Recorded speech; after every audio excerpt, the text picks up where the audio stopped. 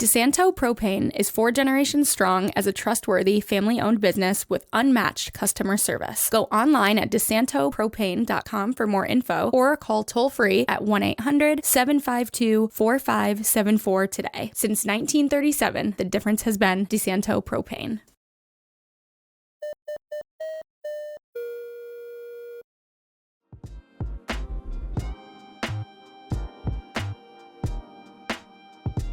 Start with the budget process.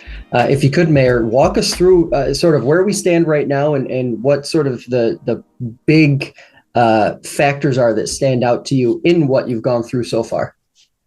Okay, great. Yeah. I think, we're in the midst of the budget process, and I think the challenge for us right now, just to kind of round up the process. Our city manager provided us the budget, I think it was September 15th or 16th. It's the due diligence of council to review that budget and have a level of confidence. I think what city manager has done for us is provide a budget that addresses the concerns that city department, city staff, and city council has kind of provided up until now. There can be discrepancies on direction, on what certain councilors thought direction should be or should have been, but I think it's a very sound budget. As Amy mentioned last night, there's no fluff in this budget. There's getting things back to being able to establish providing services for the citizens of Geneva. And, when we look at the budget, we kind of look at the last year or previous budget, we had to rebuild our economic development department. We had to rebuild our code enforcement department. There was a lot of focus going on there. I think, the focus right now is what will the end budget look like? And the impact of the new assessment is the balance. How do you create that balance to assessment, to tax levy, to tax rate? There's equations that go on there. Yeah. And I think what council is, different councilors have different viewpoints on how to address the budget. We're talking a little over 20% in the tax levy. We're talking a reduction in the tax rate, providing that balance and doing those calculations to the assessment increases in certain properties and the tax rate targeted reduction from 1721 or 1726, down to 1397 is the projection right now. So you might see an increase in your assessment. You're going to see a reduction in your tax rate. Playing that calculation on what it actually impacts to you out of your wallet is something that is still up in the air. So we've got October 16th, 23rd, and 30th. That we have targeted budget sessions that we're working on. I see a lot of councilors working diligently to provide direction to staff on what they'd like to see added or deleted from the budget. They're asking great questions. What is the impact if we do this? What is the impact of the tax rate? What is the impact of services? How do we manage the increase in assessment and how it's going to impact our citizens and our taxpayers are big questions that we're answering right now. Yeah. When you think about one of the things we always talk about, especially in the beginning of the year, is just maintaining services, because it's the one thing that most people, especially when you're talking about public safety, fire protection, EMS, all these things that are getting more expensive by the day to maintain. Is that sort of like the biggest piece of the puzzle for you guys when you're thinking about how are we going to do this, not just this year, but next year, the year after, 5 years from now, to be able to continue providing those services without looking at other options like shared services and things like that? Yeah, I think, we're talking about two issues that intertwine with each other, but they also have some separate entities along with them. So when you talk about the, salaries, and Amy answered this last night, one of the questions was, what are the 5 biggest areas that are impacting the increases in the budget? It's salaries and benefits. You can't stop a lot of that. You have negotiated contracts. You have the rising cost of everything. And so when you talk about salaries and benefits, health insurance for active and retirees, all that impacts the budget. And those are probably the biggest numbers impacted overall. A shift to shared services. We've continually had conversations about shared services. We work with the county and the surrounding municipalities on how to better effectively address those situations. There is comments from certain councilors that think that we should go beyond, or we should create some kind of leverage with our ability to provide services, whether they're public safety, whether they're water and sewer. There's comments that, we could create leverage to negotiate different shared service impacts with surrounding municipalities and with the county. Yes, we should continue to have those conversations. My preference is you have the conversations with all those entities at the table. You have good common sense discussions. You look forward to the vision on how to be more efficient. I've got over 40 years of manufacturing. Efficiency is key. If you don't provide the right level of service by providing that level of efficiency that you're utilizing your resources to the best assets you can, makes good sense, not just for the city of Geneva, it makes sense for surrounding municipalities and the county. That doesn't happen overnight. That's something that, everybody wants the services they have. The city of Geneva, fortunately, provides great public safety and water and sewer services, not just to the city, but to the town and the surrounding municipalities. So we have a great asset. How we share that asset is going to be important in the future. Yeah. Speaking of budget and finances, changeover in the comptroller's office. Obviously, this news is about 3 or 4 weeks old now, it seems like. But I'm curious, how valuable is it having Adam Blowers back and his experience back in City Hall, helping with sort of that day-to-day operation, given that he's got plenty of experience with the city over the years? Well, I'm gonna speak from my personal experience. We're extremely lucky that Adam was available at that point in time, and I like to say everything happens for a reason. I was born with more of my share of luck, I believe, in my lifetime. I'm glad to have Adam back in that position. I thank Stephanie for all her work she did. There's a big challenge between private and public sector. I think that both Stephanie and Adam, have experienced both variations of that. Adam sitting at the helm of the comptroller's position right now is huge, not only during the budget season, but his experience with over 10 years of being in that position. Adam likes that position. And when you like something, you do a great job at it. So, he's enthusiastic. I'm glad he's there. I know Amy has a 6-month interim outline with a 3-month kind of decision process. It's her decision. I want her to get comfortable with Adam's capabilities, his experience. I think he's going to melt right into that position, but I'm not going to put the cart before the horse on there. I'm just glad to have Adam back on staff. Sure, definitely. A lot of fanfare this past week with the DEC coming to Geneva, EPA, other officials spotlighting the completion of the remediation efforts over at the Geneva Foundry site. I guess it's officially behind the city now. How does it feel to have that very lengthy process concluded now with sort of a bow on top, I guess? Yeah, it feels great. I can't compliment DEC and the contractor enough, and city staff for getting us to this point where we, nothing's ever over. But sure. I can tell you, I stepped on council in '96 and I lived in Ward 5 for 20 years. And one of my initiatives in 1996, working with then DEC Representative John Hicks and Assemblyman Craig Dorn at the time, to mitigate the foundry impact in that neighborhood. And we went after the brownfields grants. We went after the remediation. I can tell you that it was a huge move back then. A lot of people look back and say, geez, you never should take ownership of that property. If we didn't take ownership of that property and drive the initiatives back in the late 90s, we won't be celebrating this remediation finalization at this point. So I'm glad to be here. Yeah.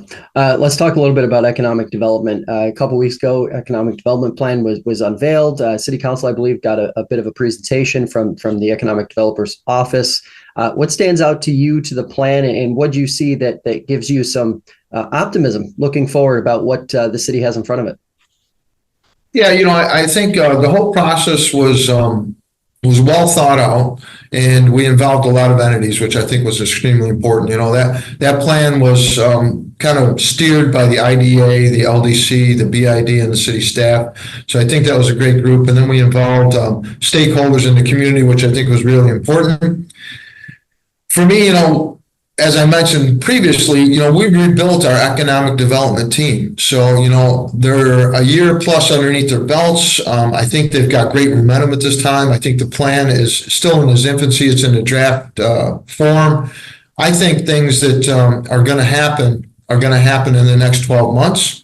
everybody wants to see things happen overnight. I think they're happening. I'm looking behind the scenes and talking with David West and Amy, and we have some great things going on. When we talk about trying to drive economic development in specific locations, I think we're very attractive in a variety of locations. We're starting to see those RFPs and RFQs start coming through. I think we're going to start seeing some things happening and ending up in the planning board's seat. I also think one of the key things in the plan is housing. We met with an organization last week, me, David West, and Amy. There's some great opportunities out there for infill and major development in housing. And I think that's one of the key things that we're going to need to see take place. And I couple up the economic development plan with the most recent zoning changes we put into place. You see the Finger Lakes Times has a vacant property right now that they're looking for opportunities to put in there. We're ready to modify our zoning even quickly and easily to put properties like that back on the tax rolls and proper development. We're looking at maybe even a 5-story structure there. So I think everything that's happening with economic development plan coupled up with the zoning changes that we have and some of the housing opportunities we're looking at are going to, in the next 12 months, we're going to really see some movement there. How do you totally hear that perspective? When I read some of the skepticism, I guess, especially on social media, it feels a lot like folks waiting or expecting to see something change overnight, I guess. And how do you build patience into that? Because to your point, these are all things that are going to take essentially years to make happen, even though there are probably going to be some wins, quicker wins along the way. How do you build that patience in the community or, try to foster that as much as possible? Well, back up to the 30,000 foot view and getting a different perspective and just taking a look at what's happened in the last 20 years. That helps you kind of digest everything and develop that level of patience that you're looking for. The city of Geneva hasn't been stagnant, hasn't regressed in the last 20 years. It's progressed. A lot of things have happened. We're just finishing up our DRI, and we just talked about the foundry remediation. The city of Geneva has done some great things to position itself for that growth. I've always said that we're at that point, that tipping point where you can make some decisions that take you in the wrong direction, or you can make those decisions to keep that positive momentum going. And to have that forward look and have that base that we've kind of laid out there in the last 20 years, we really are positioning ourselves for those positive economic development opportunities. So, look at it as we haven't been stagnant, look at it as we've been making steady progress, and we positioned that kind of base model to be able to project things in the future to make them a lot easier and more advantageous to developers to come in or private investors to come in and make those things happen in the city of Geneva. And honestly, I think, housing is going to be a key component. So the county has done their housing review and program. They're going to have suggestions that have come out of that, and they're going to refine them even more. And the city is actually taking advantage of some of them. We know housing stock is going to be very important for economic development growth. Certainly. Let's shift gears here a little bit and talk about the harmful algal bloom that drew a lot of headlines. The one on Seneca Lake obviously drew a ton of headlines, pretty much because of the imagery that was associated with it. But the entire region, about 3 weeks ago now, saw one of the most intense HABs outbreaks, I think, in the last decade, at least, for my time in the region. What's your message to state leaders on this front? Because I know there's the instant reaction from people in the community who will say, well, what is the city doing about this? But when I talk to, leaders in Canandaigua, when I talk to leaders in Auburn, it often comes down to this, the state needs to do more. So what's your message to state leaders on this front to perhaps start to take this HABs problem a little more seriously than they clearly have over the last couple of years, at least? Yeah, I've had conversations with our state senator and our state assemblyman, and I think, they're not taking it lightly by any means. They understand the importance of our lakes, and the benefits that they provide to our communities. In fact, preserving our lakes, when we look, if you look 50 or 100 years down the road, fresh water is going to be probably more valuable than gold in many ways. And so we don't take that lightly, and our state representatives don't take that lightly. I think, developing the root cause, because there's a lot of finger pointing at this time.